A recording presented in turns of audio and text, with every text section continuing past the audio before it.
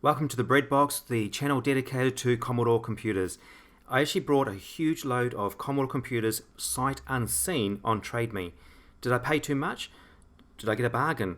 I'll let you know at the end of the video what I paid for everything. But join me in this journey as I travel across the country to pick all this up and to ship it back to me. So watch this video till the end, let me know what you think of the price I paid, and let me know if I got a bargain.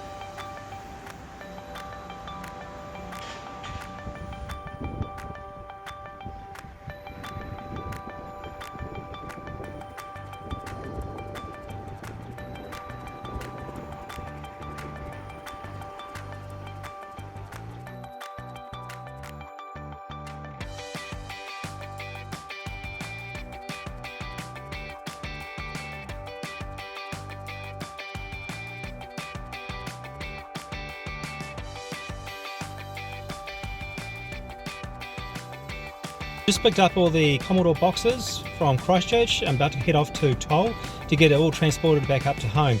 There's 11 boxes behind me of Commodore stuff. I've just got word that another 5 boxes have turned up in my home. So that means 16 boxes of Commodore computer stuff. That must be a record on YouTube. Can't wait for getting the stuff back home, and I can't wait to unpack it all.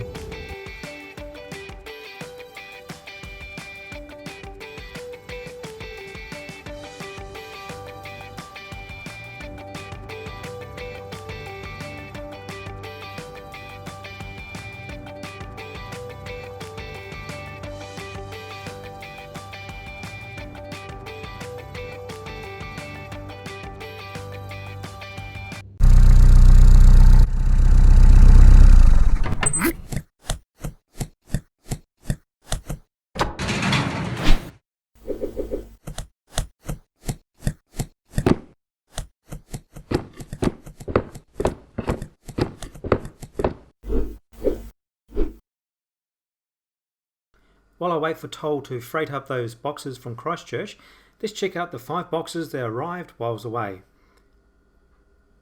This is box number 1, and as note, okay, nothing too important on that. What's in this box? Any ideas? It's an old rotary telephone. But this isn't any ordinary rotary telephone. This is a special one that obviously fits in with this channel perfectly. It's from Canada, and it's a Commodore rotary telephone. There's an interesting story about this telephone, but I'll get into more detail about this at the end of the video. Everything, of course, is dependent on how long it takes to unbox all of these boxes from Christchurch as well. Okay, straight into box number 2. Okay, looks like this is a box of Commodore 64 games. Love it. The first game is Deactivators. This is a really interesting game from 1986 where you control bomb disposal robots. And the idea is you have to deactivate bombs left by terrorists within these 5 research buildings. Okay, and the next game is Battle Stations. I've never played this game before. Maybe it's a bit like Battleship, maybe? I'll have to find out. The next game, Strider. In Strider, you actually infiltrate the Soviet Red Army on an intelligence gathering mission. The Deep. Now this one here, you actually control a ship and you need to defend it against U-boats and jellyfish of all things. But from memory, I think the jellyfish could shoot at you, so they're a bit more dangerous than they sound. Harbour Attack. Keeping with the nautical theme by the looks of it, this time you're in the control of the submarine and with the mission of infiltrating enemy harbours to destroy their cargo ships. The Secret Diary of Adrian Mole, aged 13 and a half. I've never played this game before, but I do know it's based on a book, and I've seen the TV series back in the 1980s, and I quite enjoyed that. It was quite quirky. WrestleMania. I used to love watching wrestling as a kid. Those classic guys like Hulk Hogan, Ultimate Warrior, Bret the Hitman Hart, Brutus Barber, Beefcake, and of course here on the case, Sergeant Slaughter, British Bulldog. I haven't actually ever played this game. I can't believe I have never played WrestleMania, but I'll have to check it out. Oh, look at that. I'm seeing double. 2 WrestleManias. 2's better than 1. Next we have Jump Jet. This is a flight simulator, and the biggest selling point by the cover at least is it has speech. The case needs a little bit of repair or replacing. We have Electric Glide, or is it Slide? I can't really read that, I'm not too sure. Anyway, it's really weird. It's got both the Atari and also Commodore version in the same packet. I wonder how that works. Okay, so one side there's Commodore version and one side's an Atari version. Great idea. I mean, saves money, doesn't it? Next we have Flyer Fox. This is another simulator from about 1984. It also had digitized speech as well. But on this game, it was really hard to understand the digitized speech. But it was 1984, so the feature was very cool all the same. Okay, the next one in the box is Dark Side. This is a premium looking box, isn't it? Looks like there's an A2 size colour poster inside here. Bit of a long shot. Let's check out, see if it's there. Okay, so far no luck. But it might be underneath this the black case, so I'll have a look here as well. Okay, yep, it was a long shot, I must admit. This one here is the sequel to Driller. We're on an alien moon and you're a secret agent and you have to destroy an enemy weapon. This enemy weapon is called a Zephyr 1. This is not to be confused with the classic Mark 1 Zephyr. Okay, so what we've got here is some nice smelling perfume by the looks of it. Hopefully not, but let's have a look, see what's inside. That's right.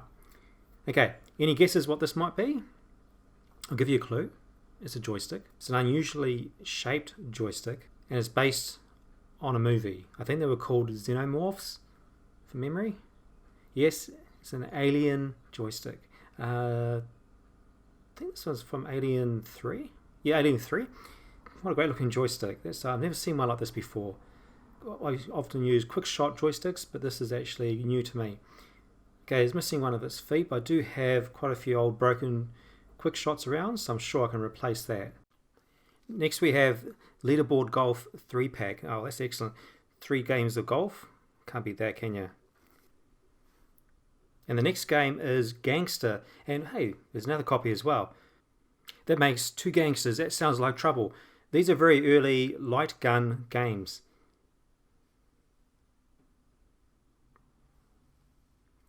Next we have Grid Runner. Oh, who hasn't played Grid Runner? This is a classic Jeff Minter game.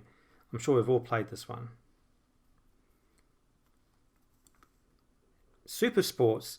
Now this is a really original sports compilation which you have like Crossbow, Underwater Assault, Daredevil, Dive and other events.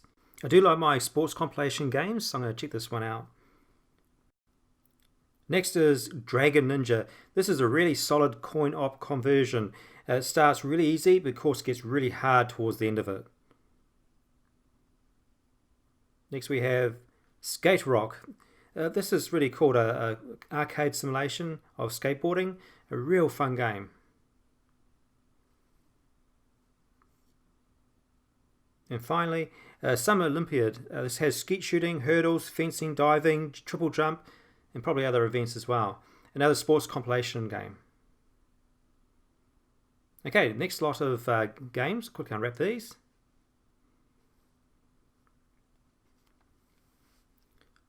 Okay, what do we have first? We have Time Traveller. This is another light gun game. There's quite a few in these boxes actually, where you have to protect troops from biplanes with your light gun. Hustler. This is a 1982 pool game or snooker game. Very basic, but of course they can be quite a lot of fun. Chubby Grizzle. This is where you're a parking meter attendant, believe it or not. It's a platform game and different. That's what I can say. Oh, I'm seeing double. Another Chubby Grizzler. Or Grizzle. Chubby Grizzle? Yeah, I think that's it. Chubby Grizzle. Next we have... Oh, unbelievable. Okay, 3 Chubby Grizzles. 4 Chubby Grizzles. This is crazy. Maybe 5... No, okay, no, not 5. Knuckle Busters. I haven't played this game yet, so I'll have to check it out. Thunderbolt. This is really like a Iridium Blue Max style crossover clone. And Skate Crazy. This is a really cool game with really nice colourful cartoon graphics. I think Ben Daglish made the theme music for this. Okay, box number 3. This is a small box and it's really light. Let's check out what's inside. Okay, it's a quick shot joystick. I brought this here on Trade Me for $5 to replace my one which I broke. Combat School destroys many joysticks.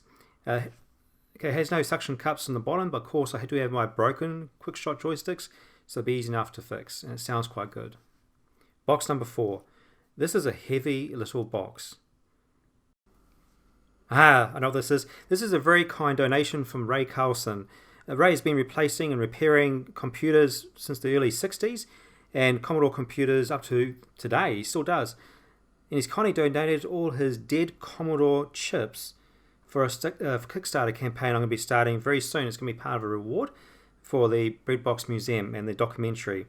The details will be coming out very soon. This is a really nice donation. Thank you, Ray. Really appreciate it. And please also check out Ray's website. The address is in the link below. Amazing stuff on his website. Box number 5. This is the last box of the items that have arrived while I was in Christchurch, and I'll just have to wait until obviously the Christchurch stuff turns up.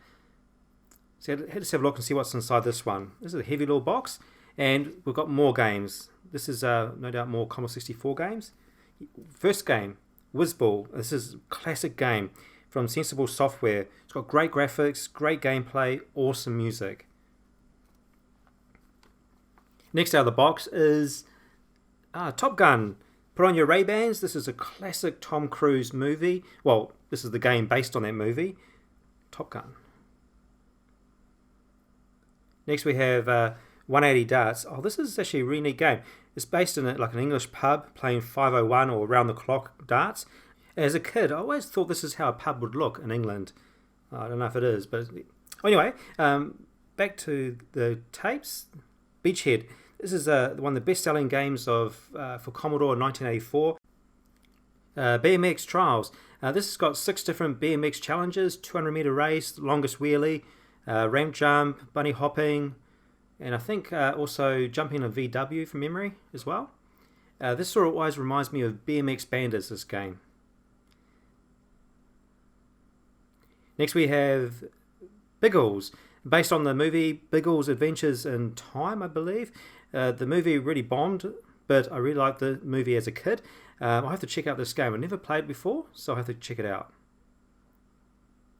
Zaga Mission. This is an isometric shooter that really reminds me of Zaxxon and a little bit of Raid over Moscow.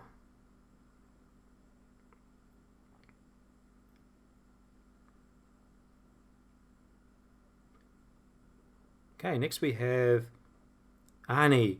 Of course, hoping to probably get traction from the namesake of Arnold Schwarzenegger. It isn't Arnold Schwarzenegger. It's not based on Arnold Schwarzenegger, but it probably would have helped. But you are another muscle-bound walking weapon. Next out of the box is Engineer Humpty. Haven't played this game before? Have to check it out. Combat School, the cause of many joysticks that have been broken in my house, and no doubt many houses around the world. This is a really great game, really hard on the arm, really hard on the joystick. Next we have Star Wars. I'm a huge Star Wars fan, but I can't believe it. I've never actually played this game before. I'm going to have to obviously sit down and play it. Quest for Holy Grail. Every time I see this game, it always reminds me of Monty Python for some reason. I don't know why. Flash Gordon. This game has really nice graphics and real nice title screen music. It's a really good game. Daredevil Dennis. This is the sequel to a BBC game. It's not Daredevil Dennis 2. It's just Daredevil Dennis. What? Joe Blade. I haven't played Joe Blade before. Heard a lot about it. Should be interesting to check out. And next we have Rick the Roadie. I haven't heard many good things about Rick the Roadie. Was it a favourite for anyone out there? Please let me know in the comments below. Next we have Rolling Thunder. I love this game when I was a kid. I just love the graphics, the concept. I found it really hard, so I look forward to playing it again, and hopefully it'll be a lot easier now. Paratroopers. Another game I haven't heard of before. I have to check that out. Dizzy, another Dizzy game. These games were classic games, weren't they? But this time, it's not actually an adventure game. It's more like a maze puzzle game. And Top Shop's Warplay. This is what I love about these unboxing videos. You get to see so many different games you never heard of before. It's a real joy and real treat. And this is another one I've never heard of before. Top Shots Warplay. Trapdoor. Oh, well, we've all heard about Trapdoor. Great game, great classic game. War Machine, another game I haven't played before. It's been quite a few already. Really exciting to see. Planet of Death. This is a text adventure game that's actually included with the C64 in December. Interesting news for New Zealand and Australia. Our delivery dates apparently have been held back until December the 12th, not December the 5th like the rest of the world. Bit disappointing, but we do look forward to getting it. And the final game for these boxes before we get the Christchurch stuff in. Hey, please subscribe to my channel. Much appreciated. I really appreciate everyone's support. And I've got all different videos about Commodore stuff to watch. I've just done the unboxing of those 5 boxes that turned up while I was in Christchurch. Awesome things, eh? I was really pleased with that. Now, I'm going to find out what's in these 11 boxes from Christchurch. So I'll talk to you soon and see how it goes.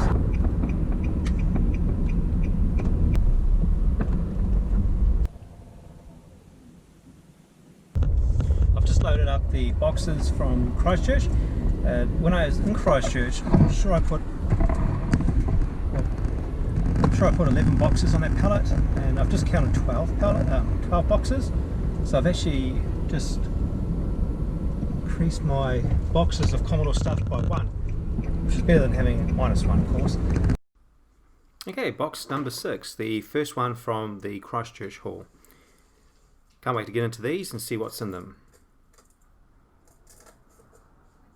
This is a heavy box, and the first thing out of the box is, I'll just move this out of the way actually. Okay, this is a very small form factor. Any ideas what this might be? It's a 1520 plotter. When I first saw one of these, I was so surprised how small it was. Now I've got plotters, I've got paper, but I still don't have any pens to actually use these. Okay, next out of the box is, this is really heavy, and it's the box is just not letting this one go. Okay, any ideas what this might be?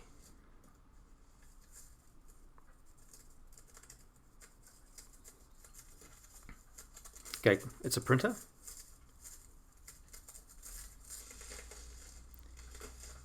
Okay, it's a Commodore printer, of course, and this is a bit unfortunate.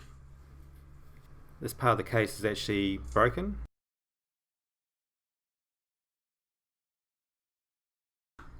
It should be easily fixed though.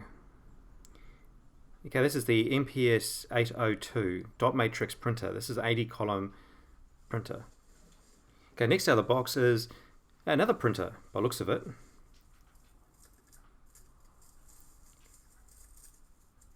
Okay, this is the successor to the MPS 802. This is the MPS 803. It was repackaged in charcoal to match the 264 series, the Commodore 16s, the Plus 4s, the 116s, etc. Oh, well, speaking of the 264 series, I've got one right here.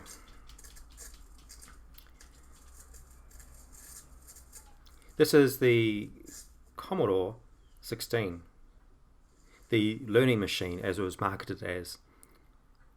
Okay, this one doesn't have any screws in it, so I'll have a look inside to see if it's missing any chips. And darn, yes it is, it's missing 2 chips. Okay, it's an empty box, let's get rid of that, make some more space. The next out of the box is, it's a bread bin or bread box, a Commodore 64. This also doesn't have any screws in it, so let's see if it's complete inside. Yes, good news, it is. Oh, this is interesting. This sticker actually shows that when this was sold in New Zealand, it was distributed by a sub-distributor called Fountain Marketing. These required an external modulator to be able to work. The same you'd find in a VIC-20, and here's one here.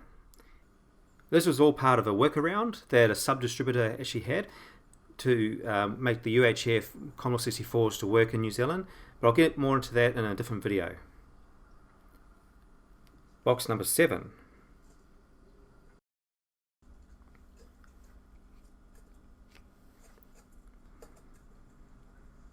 Here we go. Isn't that a beautiful sight? The Commodore logo. I never get tired of seeing the Commodore logo. I've seen these on eBay quite a bit, and actually I'm really surprised how small this is. All the ones on eBay I just assumed it would be a bigger sort of bag. What an awesome sight. Okay, next out of the box we have another printer. A charcoal printer, so it looks like it's going to be another MPS 803. Oh, this is nice. This actually has the additional tractor feed as well, but it's missing the cover, and here's the previous MPS 03. Next we have okay, here's the cover for the MPS 03. So now it's going to be complete. And next out of the box is, that's an empty box now, that's great. So we've just finished box number 7. And here we have a Commodore computer, which is any guesses? Yes, it's a VIC-20. I think we all guessed that one, didn't we? And the VIC-20 sold really well in New Zealand and actually made the formation of Commodore Computers New Zealand Limited a reality. About 10,000 units of these were sold. And it looks complete, so I look forward to trying this out later on. All depends if the VIC chip's in there, of course. Box number 8. This is really heavy. Oh, no wonder it's so heavy. This is full of AC charge or power supply units. Something just dropped out. Oh, it's this a joystick adapter for the 264 series, so you could plug in normal 9-pin joysticks into your Commodore 16, for example. Apart from all the AC charges, this is a Super Graphics Adapter Junior. These were the unit of choice when you wanted to put in other printers into your Commodore 64. It allowed Commodore branded and non-Commodore branded printers to be used. Okay, so it looks like there's just a lot of power supply units in here, so I'll probably just go through this later on. Nothing too exciting about power supply units. I'll just make sure there's nothing else in here as well. This explains totally why this is so heavy. And hey, this is interesting. I haven't seen a power supply unit that looks like this before. This is for, that's really weird. This is for a 15412 disk drive. I've not seen one like this before. It's probably not a big issue or big thing, but this is what they... Okay, sorry, I had to find a normal one. This is what they usually look like, so a little bit different. Any reason for this? Let me know in the comments below if you know anything about this different power supply unit. Okay, box number 9. I'm already starting to run out of room in this room. I'm packing all these boxes, but I don't mind. Yeah, there's nothing wrong with running out of room when you have Commodore computer stuff in your room. Okay, so this looks like a box of data sets, joysticks, and oh yeah, we've got an external modulator here. Bit of a rat's nest of cables. What else have we got in this box? A couple of joysticks. These are Commodore branded joysticks, of course. Oh, that's $3 for a joystick. That's not too bad. Another joystick. I think these were the 1341 series joysticks. Yeah, oh, I just noticed something. This is actually a 264 series style joystick. The one plugs into the C16, the plus 4s and so forth. Now an external modulator. And now we have a data set. These are the 1531 data sets. These were pretty much the same as the C2Ns, the 1530s, but they were obviously in charcoal, and they were designed to fit into the 264 series. That's why it has the small little adapter. You could actually buy adapters so you could plug them into your Commodore 64s and your VIC-20s, otherwise they were not compatible if you didn't. There's 3 of them, that's not too bad. This is a different style data set. This must be an earlier version. I'm not too sure much. I don't know much about this one. Maybe it was for the VIC-20s or maybe the PETs or something. If you know anything about this, again, please let me know in the comments below. There's a lot of data sets in here. Okay, this is a normal sort of data set that we see from the VIC-20, the Commodore 64s. Nothing on there by the looks of it. It seems to be a magic number, $3 for a data set. That must have been a pretty good garage sale. That looks like it must have been a clone. There was different varieties, of course, of the data sets that came out for Commodore computers. Okay, this might be more for parts, I think, that one there. And another one for parts. I wasn't joking when I said there's a lot of data sets in here. I was a bit surprised. Okay, that's that box finished. Next we have box number 10. This is a good sized box. Let's check out what's inside, eh?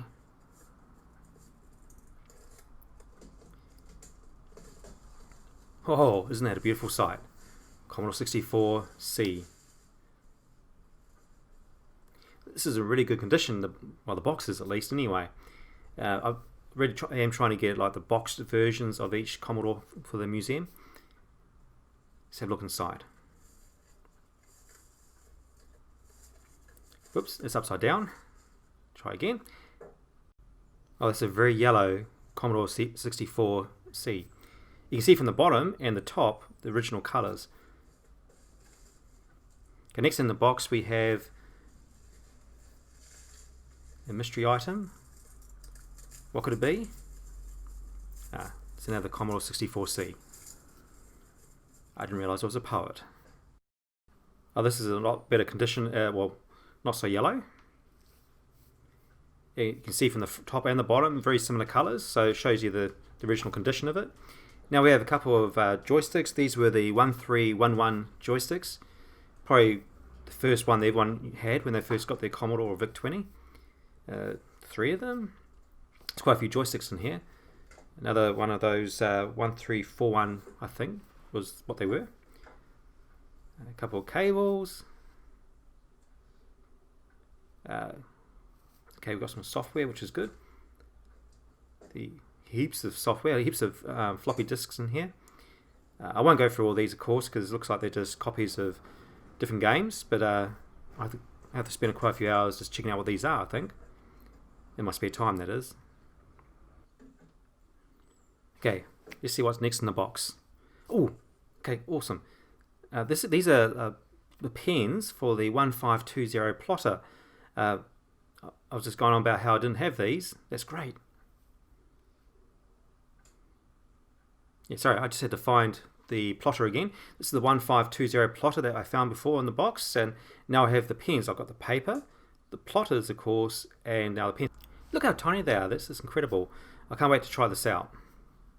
Okay, next in the box is another beautiful sight. A boxed VIC-20 computer. Okay, no AC charger, but I did have that big box of AC chargers, so that's no problems at all. Classic VIC-20 computer. Okay, what else do we have in here? I'm really glad to get these boxed versions. Oh, hey, some more plotter pens. These are the black ones, so that's great. Okay, another boxed computer. This is a Commodore 16.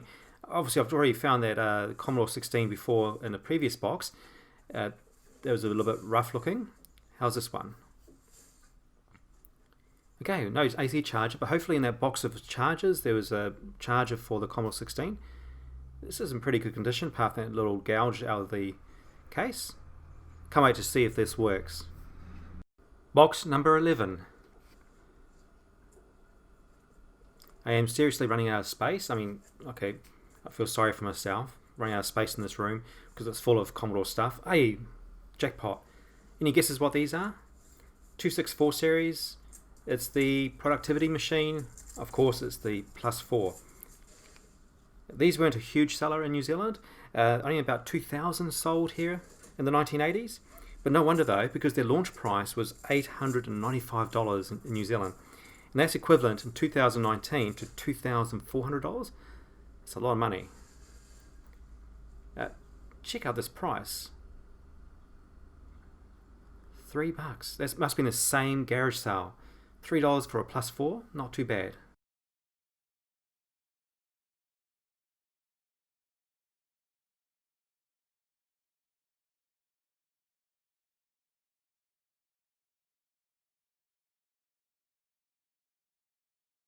Number 12. That last box had a lot of floppies in it. I didn't think there's much point going through them. But this box here, this is quite heavy. So it'll be interesting to see what's in this box. The introduction to BASIC for the Commodore 64.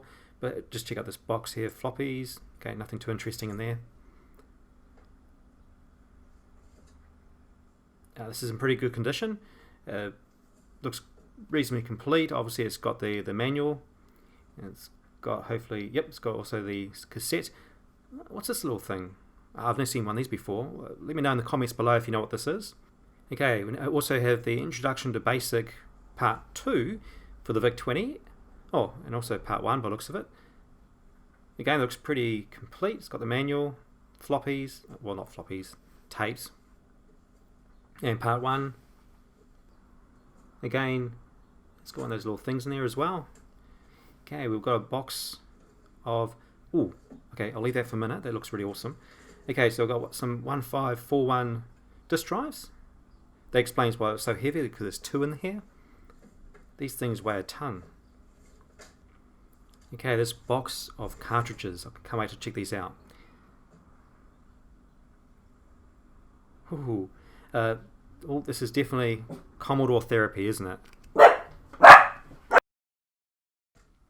Okay, cartridge number 1, slot. I must admit, I don't know too much about the Commodore VIC-20 games, but this is very exciting all the same. Superlander.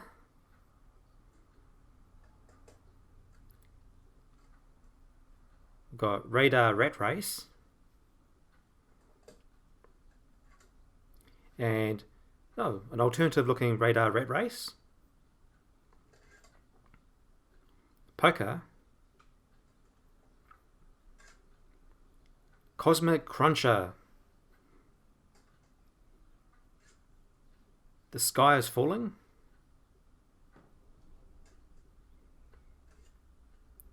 Mole Attack.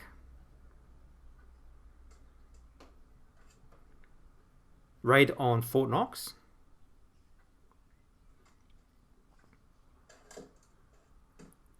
Adventureland.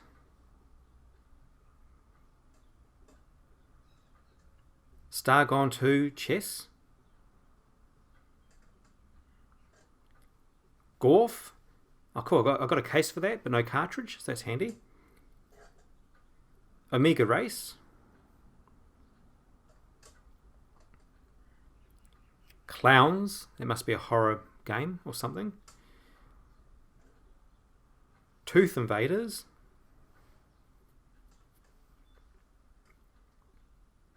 Another alternative version of Gorf.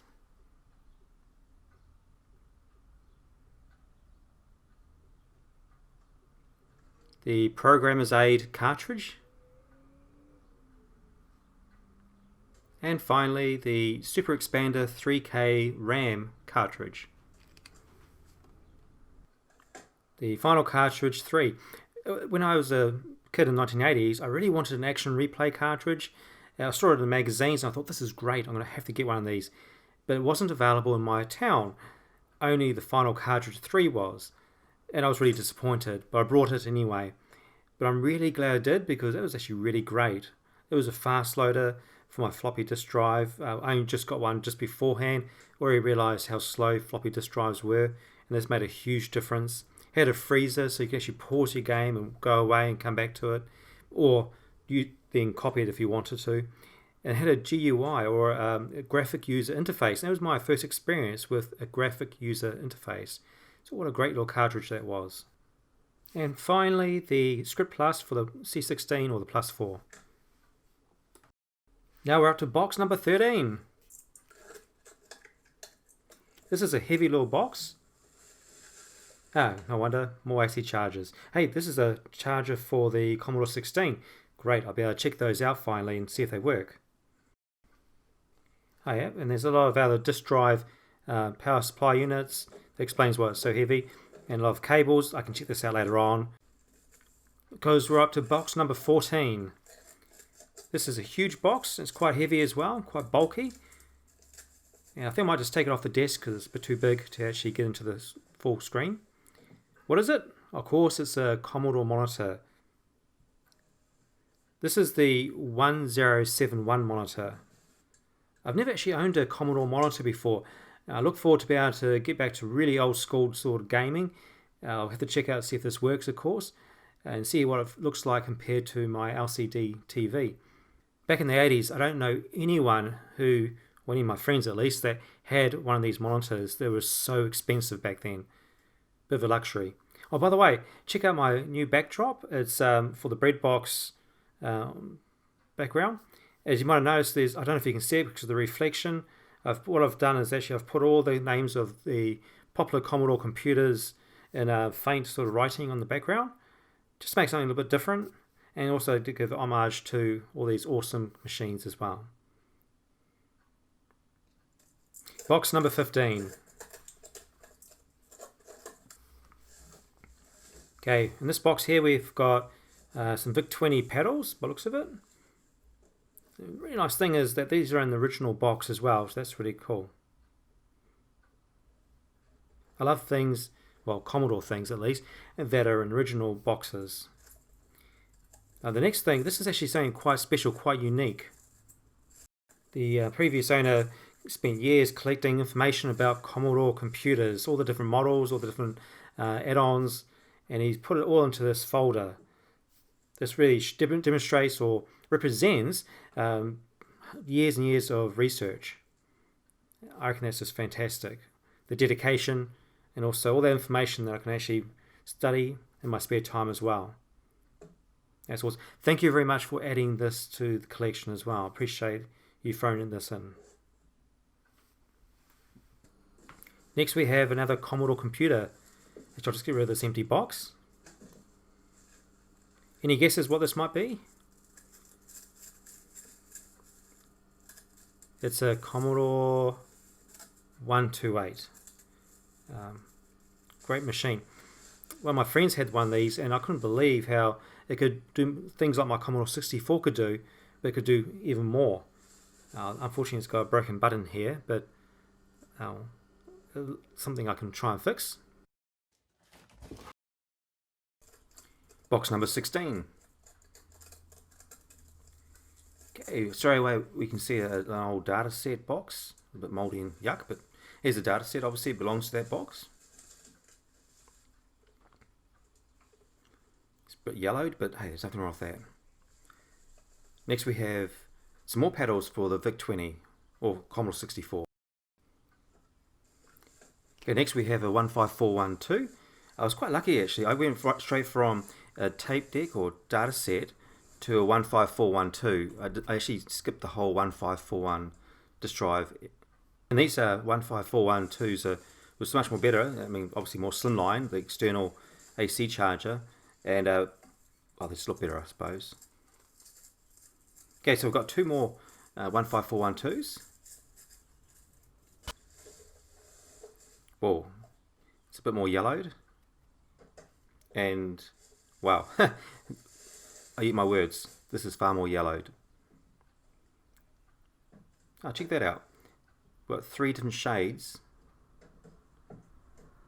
of 15412s. Okay, next box is box number 17. This is our last box for this epic unboxing video. Okay, we've got more games, which is awesome. Okay, Beachhead 2. I love this game. Okay, that's empty. Next we have Encounter, which is also empty. It's not a good start to box number 17, that's for sure. And then we've got Print Shop, which does have the disc in there. That's good news. And next we have Summer Games. These must be homemade, which is empty. Homemade little cases for these games. Akaro Warriors. This is a brilliant game. Hopefully there's actually a disc or a tape in here. Yes, awesome. Disc is in here, so that's great. That's a good start for, well, finally for this box. And we've got Doctor Who. And it looks like we've got quite a few different old tapes.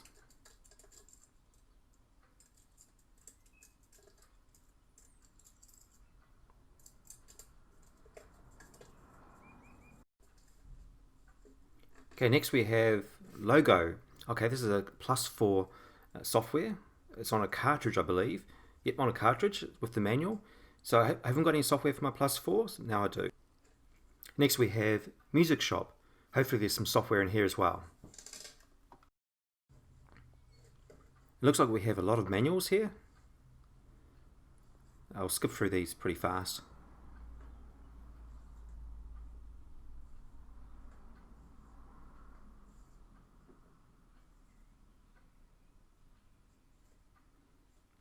Some more floppy disks.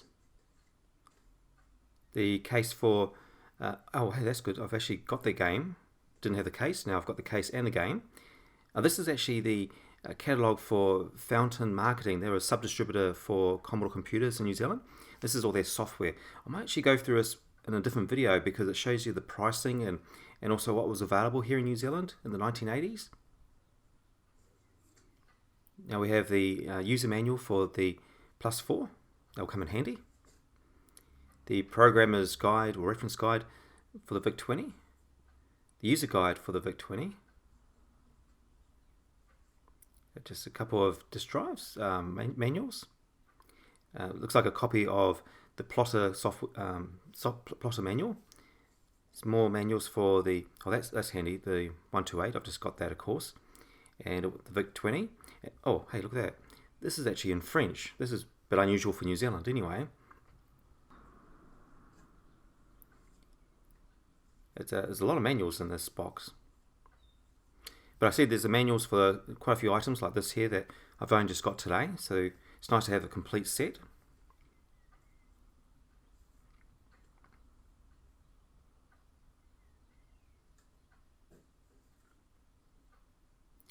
Well, that's handy. 128, just got that today. The programmer's reference guide for Commodore computers, Commodore 64. And hey, this is interesting. This is a different style programmer's reference guide. This is actually a hardbound version. I've seen the spiral version all the time, but I've never seen the hardbound version before. Yep, the user guide and another user guide. Oh, look at that. That's a user guide for the silver label. So it's obviously a very early edition of the user guide. I don't actually have one of these already, so it's good to have one now. And another programmer's guide for the Commodore 64. This is again a different version. So I've got the spiral version, the hardbound version, and this is a softback or paperback version. Looks like we've got a lot more tapes and a case of VIC-20 software. Okay guys, that's the end of the video. The 12 boxes I got from Christchurch, this is what I paid for it. Let me know if you think I paid too much, if I paid just the right amount, or if I got a bargain. Hey, thanks for watching, and we'll see you next time.